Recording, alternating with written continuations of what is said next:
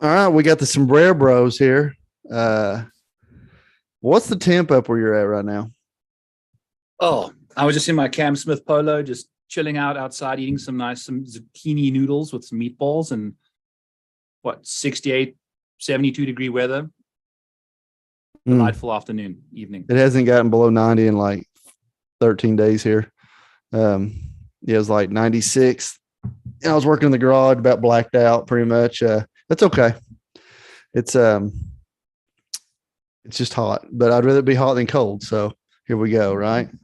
So everybody, this is the Turn Golf Podcast. As you see, it's Andrew Putters and the Model Maniac tonight. We're going to talk Open Championship, 151st playing of the Open Championship, Royal Liverpool. What about last week? What about Rory's little last couple of holes, right? I mean, they had to play it in the middle of the night for us. We didn't get to see any of it hardly. So talk about that first. Well, let's just stop. How you doing, Byron? People need to know how you doing. I'm doing great, AP. I haven't spoken to you in a long time, so it's great to be on your show with you and looking as good as you and just feeling as good as you and having a good time with you. So let's talk all of the verbs. Let's talk feeling good. So big week a couple weeks ago. I first birthday I didn't look forward to in my entire life. I was sitting there. There was like a tragedy at work with a coworker, and I wasn't feeling well that day. And we planned something for my birthday party for my wife and the girls for us to go to Topgolf in Knoxville since they built it first time. And decided, and so I hung up the phone and I just realized, my gosh, my birthday's here. I'm turning 40. So turned 40 last week. Haven't played golf since I turned 40. I played the 3 days leading up to my 40th birthday, but haven't played since. Yeah, I don't know. It's really weird. Sitting around like, I got a great life, got a great family, wonderful wife, a great job, great friends, both foreign and domestic. No, seriously. And I just sitting there like, this midlife crisis thing might be a real deal. I don't know. Just kind of, first little instance ever with it, getting in my own brain and really didn't know where to go from there. But yeah, I feel great. But you look great. You sound great. You're a great person. 40 years old's never looked better. Yeah. I think you're just fine. Get out of your own head. Take the straw hat off. Let the brain cool off a little bit. And enjoy the good times. Let the good times roll. That's what they say. Yeah. Funny thing about it was on Sunday, we're in this championship fly, this golf tournament with some buddies of mine. And we're on the 12th tee, is big short par 5. So everybody's waiting and we're all sitting there. I said something about turning 40. And I said, but you know what? There's not one person out there, whether they're like a 15 handicap or a plus 4 handicap, it doesn't say, if I just practice for the next 10 years, I got a shot at making it. I need to get my game right 10 years from now when I'm 50, and we all started dying laughing because it's so true. If you're a 10 handicap to a plus 4, everybody says it when they turn 40. 10 more years. Adam Scott, Patrick Harrington, Louis, they all in that range there. If Louis can just keep his elbow in shape, if Adam can just, not blend into the background with his clothes and old Harry doing his thing. So I think you got a shot, AP. We might be talking about you as a $5,500 golfer playing the Open in 3 years' time. Hey, we need to work on AP's putting. Have not had a round this year with 29 putts or less. 31's been my low. Which, back in college it happened a lot, but more recently it's kind of more depressing because I don't play much and I stripe it and then you hit 14 greens and shoot over par, 15 greens, hit up over par. It ain't supposed to happen. So anyway, let's talk. Make a great baseball couple though, because I don't hit a lot of greens at all and I make them all. So we'll get together down south sometime. Two-man scramble. Two-man scramble. Let's go, boy. Let's go. That's right. All right. So Scottish Open, Rory showing up, showing out. Did I read it right? First player ever to hold the Irish, Scottish, and Open Championship title. I think so. First player ever, I think. I think I saw that him and Lowry had an opportunity to, or I read something, could be completely off on that fact, but it sounds good, right? Sounds right. Yeah. Yeah. So last week, Birdie's last two holes, well, I don't know which shot was sicker. Obviously, the 2-iron from 204 into a 40-mile-an-hour wind on 18 to hit it 10 feet and make it was pretty sick. I did watch that shot semi-live. So what did you think about last week? Rory showed up. He didn't. The weather, did it get him ready for this week? What do you think? I think Rory is out of his head. I think since this live debacle's kind of happened and done all that jazz, we're looking like Rory's just playing golf again, not worrying about. Basically, what he's looking at is what I'm looking at right now. Just clear, open skies, beautiful, wide open fairways, a hot microphone here and there, and he's just playing great golf. So we'll see what he can get up to this week. It was good to see him close out. I think there were only 6 birdies that happened on those 2 holes all day, and he made 2 more on those 2 holes. So he made 25% of those birdies on the final 2 holes for the day to win the tournament, which to me is just exactly what you're looking for going into an Open Championship. If you need to nut up there and just hit the big shots, that is what you did. A 2-iron out of a divot into the wind, just saucy. It was beautiful to watch, and then he made the putt. So that's the putt he would have missed to get in the playoff and then lose somehow. Didn't, and here we are. So looking good. Yeah. And, I watched a lot more of the other first 3 majors than I did. Or I watched whenever he's been in contention. I just, for some reason, thinking Scottish Open. Anyway, I watched a lot of the tournaments he's been in contention in already. And there's a lot more head down, lethargic walking. Like we say, he's thinking about a lot of things maybe, right? U.S. Open, Memorial, he's walking down 15, 16, 17. He doesn't have his chest out. He's not walking with that big old long stride, popping off at the mouth, and not in a cocky way, but he has a swagger about him, right, when he's playing well and hitting it well. And making birdies. That's what's nice to see him make birdies when he needs to, because he's been getting in that little redundant par making mode lately when it needs to step on the gas. Yeah. So so this week, moving on to Royal Liverpool. Let's see here. I'm gonna pull up some info on it real quick. Par 71. Par 71, 400 yards ish. They're never going to give the speed at the Open Championship. They never have, never will. We know they're historically a lot slower. And this is, like most golf courses that are going to be this old, it's going to be, a few holes were designed here, a few holes were designed here, a few holes were tore down and designed here. So several different designers. Then, it's been renovated several times. So one thing we say is we got bent grass greens and fescue everywhere else, right? With some bent grass fescue mix in the rough. But we're not going to see like major rough this year for an Open Championship, right?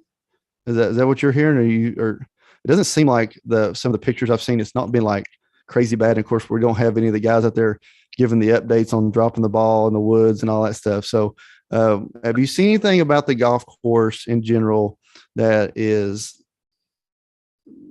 surprising, I guess? What's surprising is how much out of bounds there is on this golf course. I think that's what's going to happen. I was saying earlier that I got given a sleeve of Pro Vs for 2 rounds of golf in college. And I don't think Sahith Sagala would be able to manage playing this tournament with a sleeve of Pro Vs this week. He's going to hit a few out of town. There's going to be balls hitting out of town this year, and it's going to be fun to watch. And if it's soft, so I think we're going to see some low scores. And if you're hitting balls off the tee out of bounds and hitting your third shot off the tee, trying to get to like minus 15, minus 17, I don't know if that's the kind of golf you want to be playing, right? You're going to have to be making a lot of birdies if you're going to be combating those OB balls. So we're going to see kind of like we saw at the US Open, where we see guys play great golf, and then we're going to see some close to 80 scores. If you get off the tee a little wrong, 2 balls out of bounds, that's 4 shots right there, just done. So it'll be fun to see how these boys play. Yeah. So have we had really any type of weather predictions out there yet, as far as like hardcore, or is it still kind of just up in the air? I'm seeing, really normal to light winds for this time of year over there, right? Yeah. Is that correct? Yep. 10, 15 miles an hour max. Thursday, Friday, Sunday, looking fine. And then Saturday might get a little hairy, might shake up the pack a little bit. So there may be opportunities to grab a few guys in showdown early, or we'll see how that goes. But I think Saturday is the only day that's a real classic open windy day. The rest of the time, I think the boys are going to be firing at flags. And when we're dealing with wind, normally this is kind of what I think I get from it, is that we're not necessarily looking for people to play, more so looking for people to stay away from, right? We've always heard maybe like a Morikawa that hates the wind, right? Or, but this light wind, literally. This is how we won that open, basically, in these kind of conditions, right? Right. So we got that under wraps. We say, Rory wins last week. He wins here the last time it was at Liverpool back in 14. I don't really remember much about 14. That's whenever I had 3 jobs and I was in college full time with 2 kids. So what can you remember about 2014? I told you that I'm the man that never sleeps. So go ahead. I don't have a lot to remind you about from 2014 either. I was a junior in college. Oh, probably working on the groundwork with Mrs. Maniac, trying to make sure that didn't slip away from me. Just playing my own golf, all that kind of stuff. Nothing too crazy. I think I probably would have been working maintenance or something in the middle of summer in Iowa my junior year. So probably wasn't watching too much golf. You're like, never thought I'd like Iowa. Never heard of this Iowa thing. That's pretty good over here. Okay, so I'm gonna go back to when I earlier in my life. So 2006, Tiger Woods beats DeMarco by 2 strokes, shoots 18 under, and actually we talked about this briefly before we came on. It was looked like they had set the course on fire. Literally that year, it was completely brown, very little light green areas, and somewhat windy, but Tiger Woods wins and was hitting literally like 4 irons and 6 irons off the tee. Yeah. Mm-hmm. And, DeMarco was still out driving him by 100 yards. And then Tiger was sticking 5 irons closer than DeMarco was, this was in the Sicko Tiger years, the 05-06 year, Sicko Tiger, as we call him, crazy Tiger.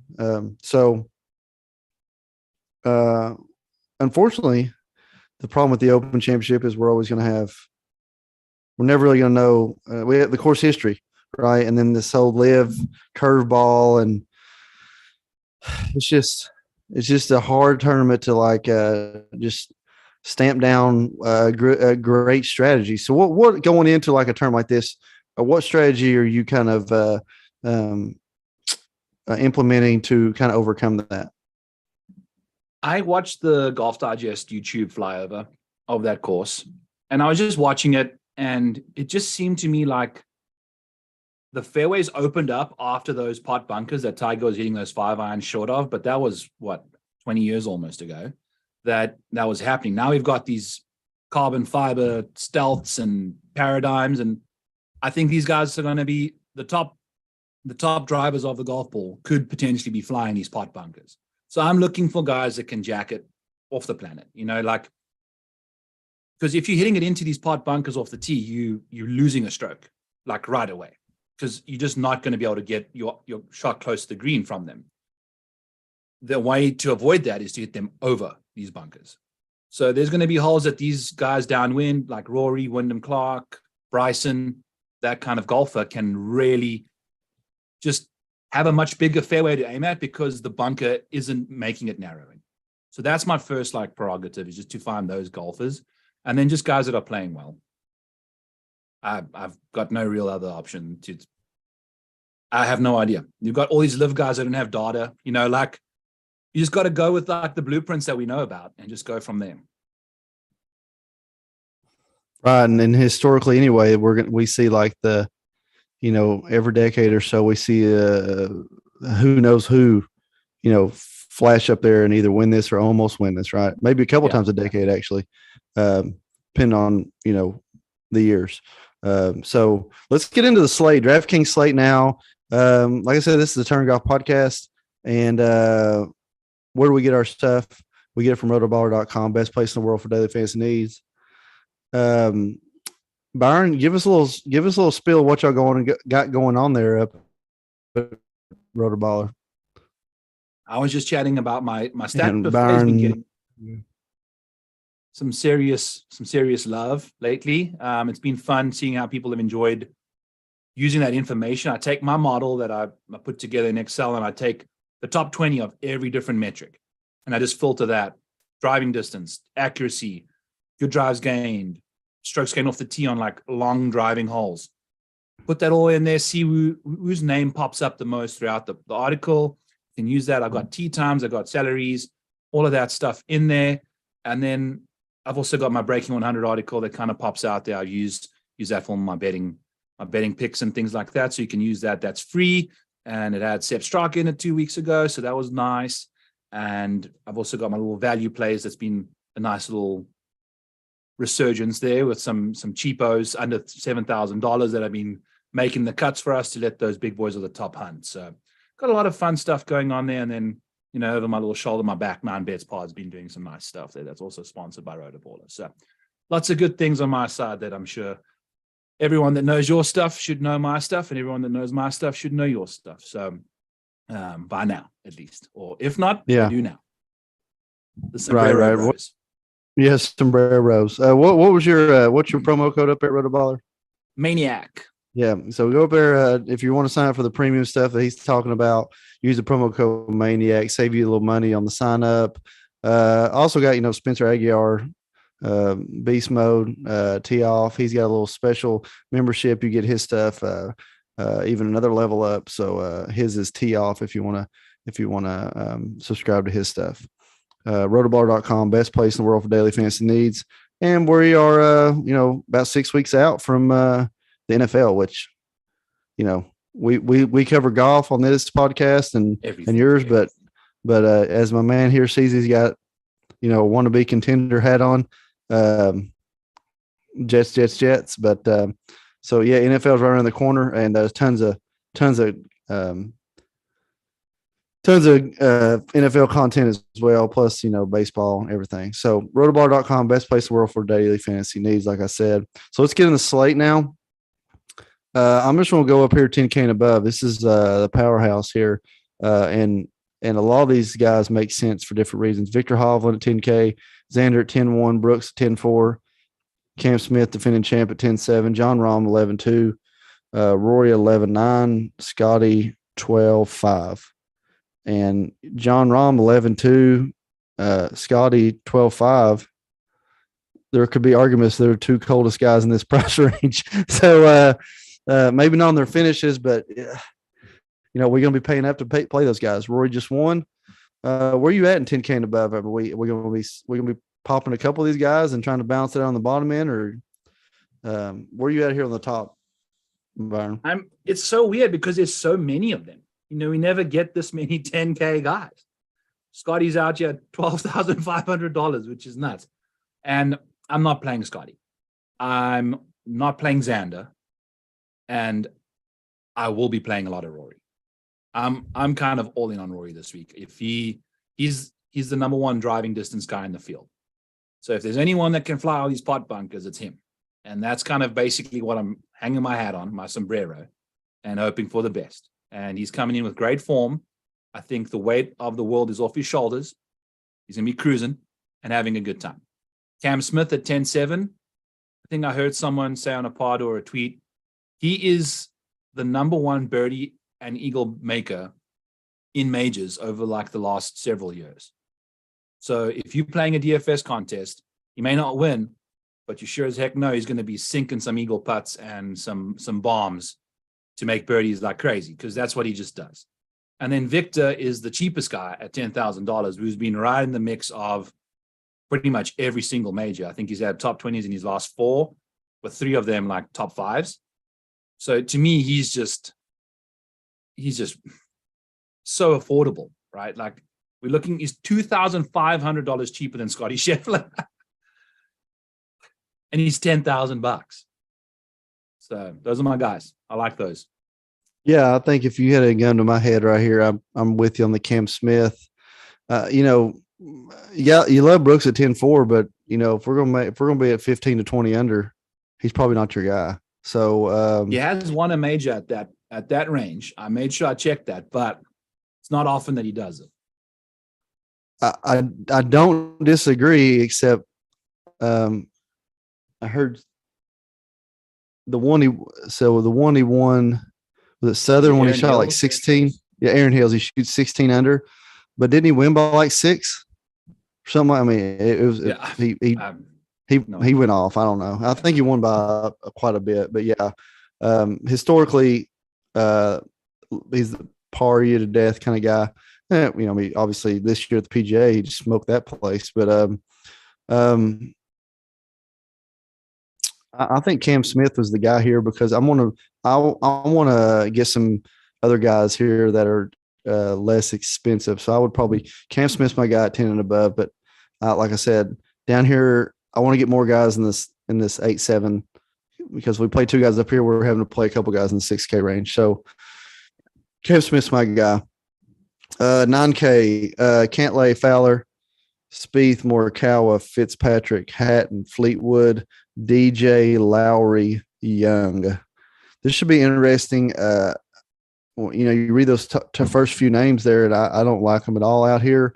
Once you get kind of the bottom of the 9K range, it gets a little bit more sexy for me. Where are you at here in the 9K? Yeah, I'm just looking at my ownership, though, and that bottom of the 9K range is probably carrying about double the ownership as the top. So if you're looking to get a little weird, get different, you want to stick at the top there because those are the guys that are going to give you some leverage, whereas Tyrrell, Tommy, DJ, and Shane Lowry are affordable and popular plays that are going to be particularly Tyrrell and Tommy. I wouldn't be surprised if those are the 2 most played golfers together in a duo. Just putting those 2 guys in at 9-4, 9-3, both playing great golf. If it gets low putters, I don't see Tommy's putter doing the work. He doesn't get deep into the teens.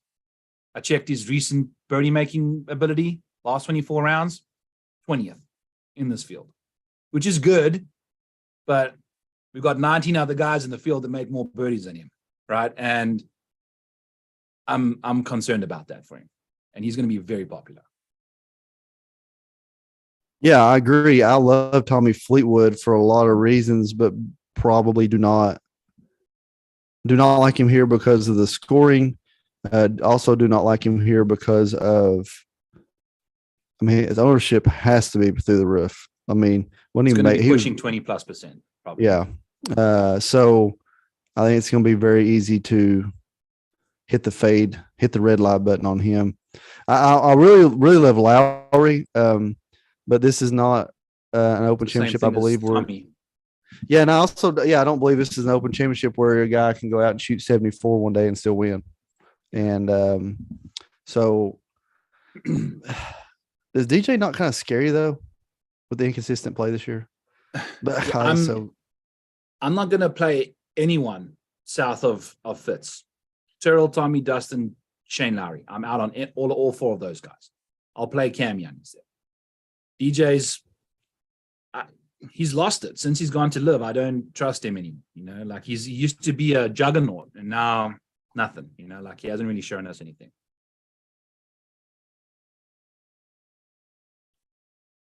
I like. I hope you're talking his ownership down. But I hope you're talking his ownership down. I agree. I guess it's just the talent, right? You get lost. I guess I got goo eyes for DJ and major championships. Well, if you're going to do that, why don't you just play Louis? Well, Louis got as many kids. Right? Louis got as many kids as I do, and you can't play very good golf if you got that many kids. I know that for a fact. Can't make a putt, man. Okay. 8K range, getting really interesting down here. We have to speak about Spieth though. He's my favorite play in this range. How? I don't see it, man. It's the Open Championship. It's just one of those weeks. And you play Spieth when he's low owned, and he's low owned this week. He's like 7% right now, I'm seeing, which is nuts. You don't play Spieth when he's like 17, 20%. You play him when he's 7. He leads the field in strokes gained at the Open over the last 5 years. He just does it. It's just how he gets it done. It's like it's his special happy place. He just gets it done there. Yeah, I mean, maybe it's historically flatter, slower greens, and so 40 just makes 40 footers like it ain't nothing. Let's go. Roll him in, baby. Best putter from 35 feet that's ever lived. Jordan Spieth. Yes, facts. Yeah. It's just I've been burned by these three. Cantlay, Fowler, Spieth, Morikawa. They've just it hurt. It's just hard, So I just almost automatically red light, as soon as I see their name. But I don't disagree with the story you're telling here. I mean, can we say the same thing about? I know the dominance of Spieth, what you're talking about the last 5 years, but Ricky makes sense here too. If we want to tell that same story, right? Yeah. I think he finished second to Rory in 2014. So got some good course history, and he's been playing solid. I just don't see Ricky winning a tournament. I know he won the Rocket, but I just don't see him. That US Open was more than enough for me to just see, like, okay, he's just betting for top 20s and call it a day. Like, he's just not going to ever. I don't think he's got that killer instinct in him anymore. Now he's like this old, chilled out 30-something-year-old pushing 40s, and easy with the pushing 40s. And I just don't know, but we'll see. I like him, and it's not looking that popular, but I just don't see him winning it. That's old Ricky. we need to mow through this slate because we might have a power outage here soon. Oh, Jesus. We get major storm here. 8K range, J Rose, Tom Kim, Finau, Sanjay, Homa, Burns, JT, Wyndham Clark, DeChambeau, Matsuyama. I'm going to say it. Love Hideki for no reason whatsoever other than I just don't see his ownership. His ownership is going to be super low. He has had horrible form. Love him though, and that's why I've come to realization this ownership thing is a pretty big deal, right? So I love Hideki this week, and he's done nothing but kill me all year. But I love him this week. I love some more guys in this range, but I really don't know. You're just gonna have to pick 3 or 4 and fire away, right? So who's your guys here in the 8K range? Yeah, it's right in this range. It's Cam Young, Bryson DeChambeau, Wyndham Clark. Those bomb squad dudes. Put them in my lineups. Let's go. Get over those bunkers, and then we deal with the rest. All 3 of them are streaky. They're good. They've contended in majors in the past. One of them is the reigning US Open champion. One's multiple-time Open champion, US Open champion, and the other one's finished inside the top 3 in multiple majors. So sign me up for all 3 of those guys. No, you out on Finau? Yeah. Or is his ownership going to be too high? It's looking like it, and he putts worse in majors than he does in general, and he's putting like ass right now. So if that multiplication situation pays any dividends, he's going to be putting as bad as your power is going to be in the next few minutes. So yeah, he's going to have a power outage this week, I think. Well, okay, if we're talking about the I don't disagree with what your story here on this 8K range. Is JT done? Does he need a therapist? He needs a divorce. That's what he needs. Is he even married yet? Yeah, he just got married. Got married. If you go and find out when he got married, you'll know exactly when to go and find when he started playing bad golf. Oh, my. Just a few months after that. Okay. It's like literally on the money. Okay, well, if we're gonna be telling the story of this vomit over the bunker thing, we got like Adam Scott, right? Yeah. Yes. Love Adam Scott. Yeah. Love him this week. Yeah. Especially after the miscut.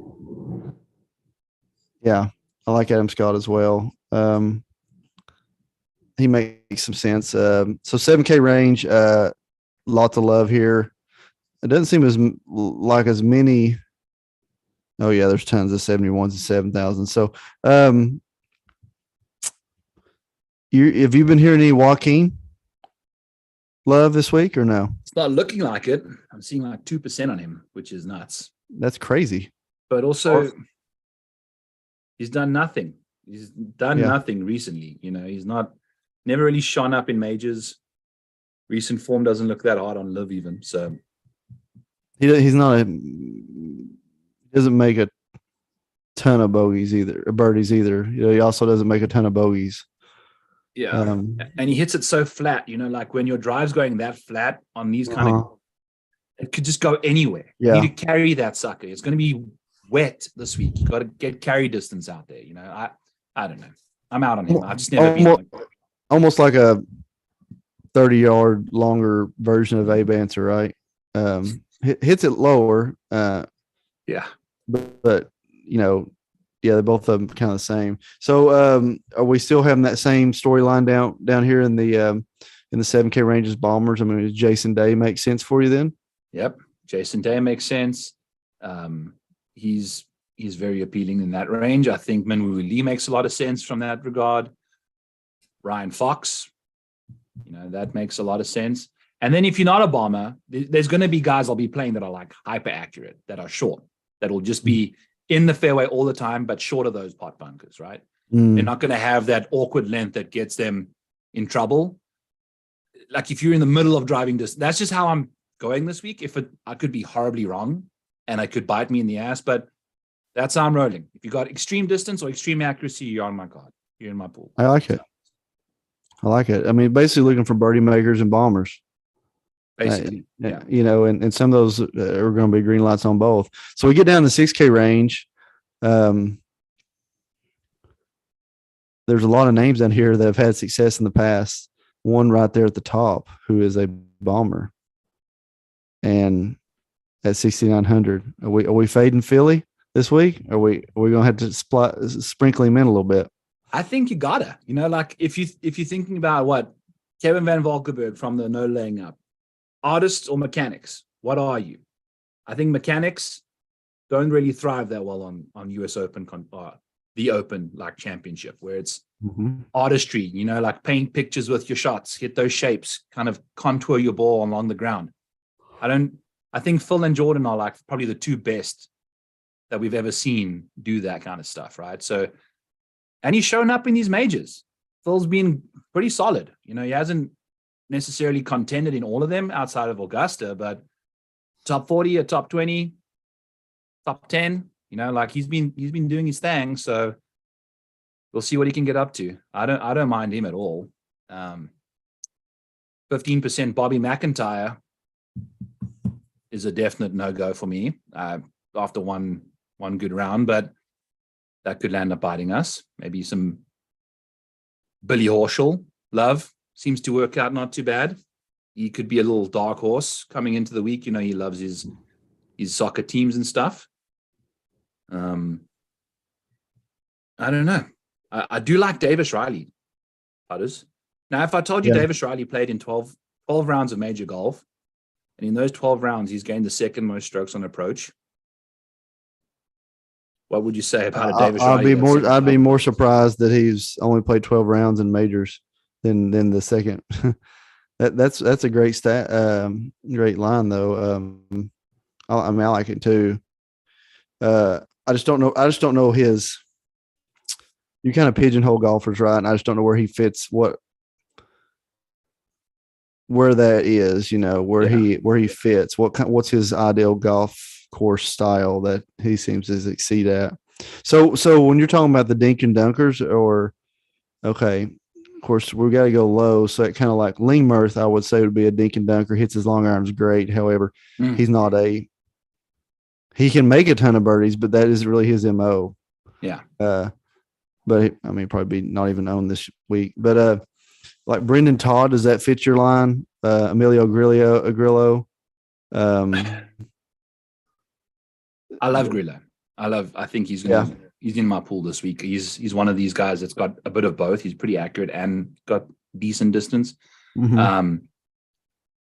Brendan Todd's weird. I don't know if he's going to show up at a major. I just don't. I don't trust him. He's hurt me too many times. He's kind of got that Patrick Cantley stuff going on with me, whereas I've just played him too many times and he's hurt me too much. I just don't trust him. So what about like Molinari? Yes. I'm going to be in this range, sub of 7. If you've played well in the Open in the past, You're and gonna have any, splash. I'm going to give him a chance, you know, and they're going to be like low-owned guys, like 1%. Henrik Stenson. Why not? You never know what happens, right? Like he's if you take a look at his track record at the Open, it's pretty solid. Anything could happen. We've seen Tom Watson do this stuff, you know. These old dogs can just show up out of nowhere and just do some stuff. I don't know on this golf course if that makes that much sense, but so I mean we're gonna be favoring heavy vet this week, right? Heavy vet if in your, you know, as far as probably like the heaviest, maybe outside of Augusta, the heaviest week of the year where you're playing 35 plus year olds consistently. Is that a good? I think so. Yeah. I mean, you gotta love Podrick, right? Got to. Yeah, exactly. He makes Danny the most sense. Mm-hmm. Danny. But I don't know. I think it's going to be too easy to play Danny this week. And not easy to put him in lineups, too easy conditions for Danny. Danny needs wind, bogeys, scrambling. Not a birdie guy. I understand. So I'm not on Danny. And Bisenhut always makes cuts. And no, we're not. Not enough. Not on this course. It's not going to be difficult enough for him again, you know. So I'm out on him as well. No dice. Okay. Tom Hoagie. Little splash at $6,400. Yeah, that's pretty cheap. If he gets hitting his irons like he's showing us every now and then, he's a good long iron player. I mean, $6,400. I could see. I'm not saying that they will. I would not surprise me if a 6K or lower guy, like not 6,900, I'm talking about 6,000, finishes in the top 10. And yes. Okay, 61. Yeah, Stuart Sink, Zach Johnson, Matt Wallace, Ben Griffin. These are people we know. These are not even people that we don't know, right? Like from the Asian tour and whatnot. Charles Schwartzel, 58. I know they had 5,000s in this thing. And there's a bunch of people we don't know below that. So there's going to be somebody from down here that's going to splash up, and we have no idea who they are. And the best lineup ever has a guy that's $5,700, right? That finishes 4th by himself. Going to be a $5,800 Ernie Els. No, I don't know. I heard him in an interview. He still can't draw the putter back without like crying. So I don't know. But yeah, I'm playing him. He's big smooth for a reason, right? All right. So who's your dart then? Who's the guy that you're like, man, I'm gonna shock the world with this guy, and he's gonna be in a top 10 or whatever? And who you got? My dart. What's the price? Oh, it doesn't matter. 5? I mean, just like this guy, you know, kind of a long shot, but I like him. Tom Hoagie. Give me Tom Hoagie at 64. Okay. I'll tell you what. I would like to. Tom Hoagie, 6,400. I will take.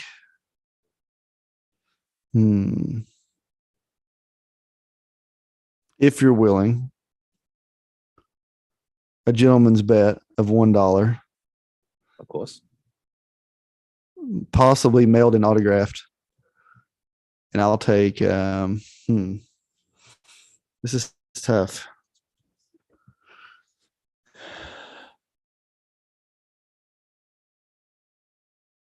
You'll take Hoagie. I'll take Stuart Sink. Ooh. For a $1 Boss bet. champ. All right. I'm in. Yeah. Stuart Sink for a $1 bet. That's a good bet. Okay. Stuart Sink versus Tom Hoagie.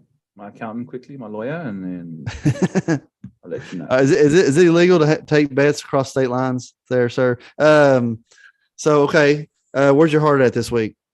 Who's going to win? Rory. I'm full send. Full send. I don't hate it. The floodgates are going to open this week. I don't hate it. He's been trending towards a major win this year.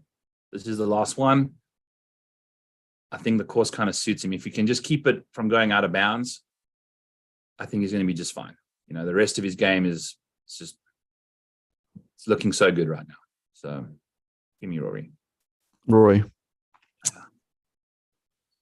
Which is weird for me. I'm not a big Rory guy. It's like the first time I'm really going like balls to the wall with Rory. Yeah.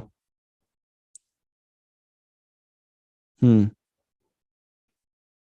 want to say why not John Rahm, but something seems to be off on his guy. Yeah. I don't know if it's, comfort. It might be just comfort. You go through these phases, right, where you're frustrated easily, and then when he's on, he's so on, but when he's not, it's, of course, his mediocre plays like eighth. So, where's your heart, putters?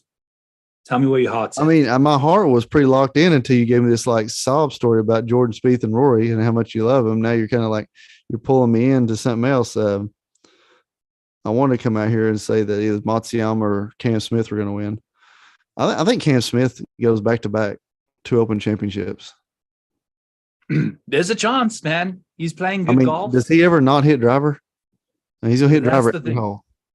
Because I think I looked at the OB and a lot of it's left, and old Cammy gets one of those going every now and then. Yeah. Then I really kind of I don't hate Dustin. I swear I don't. Even though he hadn't done anything, I don't hate him. But I think Cam Smith goes back to back. So okay. I don't necessarily want to do that one for $1, but that first one we will. Okay. Byron, I appreciate you filling in tonight for Joe. Get better, Joe. Old man's falling apart on us. He's falling apart. Buddy. We've got hurricane. We got a tornado or something coming through. All of a sudden, hail's hitting in my driveway. Open championships about 36 hours out. He's Byron, the model maniac. I'm Andrew Putters. He's from Iowa. I'm in Knoxville, Tennessee. We are the, what'd you call us? The Sombrero Bros. No, Sombreros. You've listened to the Turn Golf Podcast brought to you by Rotoballer.com. Best place in the world for daily fantasy needs. Talk to y'all next week.